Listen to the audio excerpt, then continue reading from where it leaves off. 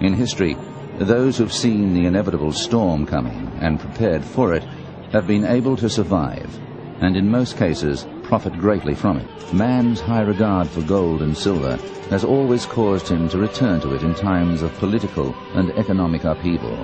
Holding some gold and silver is again today the #1 preparation strategy. Gold is the only real money. Everything else is just a promise to pay it. So if you want real money, you should have it in gold and silver, in precious metal.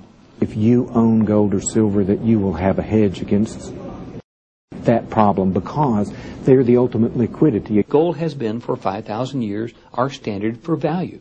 #1, because you can't print it. Many people hold gold as a currency or a medium of exchange under times of severe civil unrest and crises. You don't get out of a country that's collapsing, as we saw in Vietnam, not with paper money. You get out with pieces of gold. This vast undervaluation, and when that pendulum swings back the other way, it'll go way out the other way.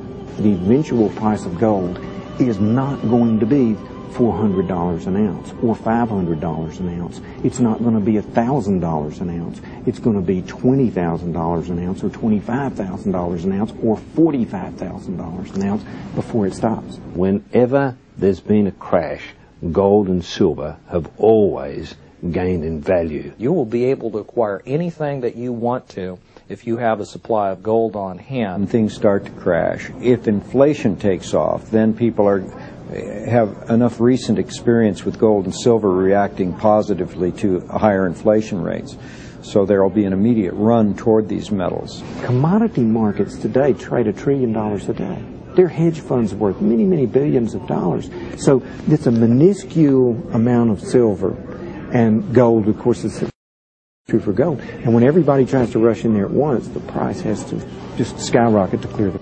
Over 6,000 years of recorded human history have painted a grim but provocative picture.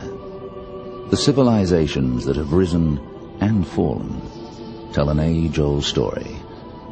That when the time-proven principles of sound money and economics are abandoned in favor of valueless currency, uncontrolled spending, and crippling debt, without exception, the civilization and its unsuspecting people always pay the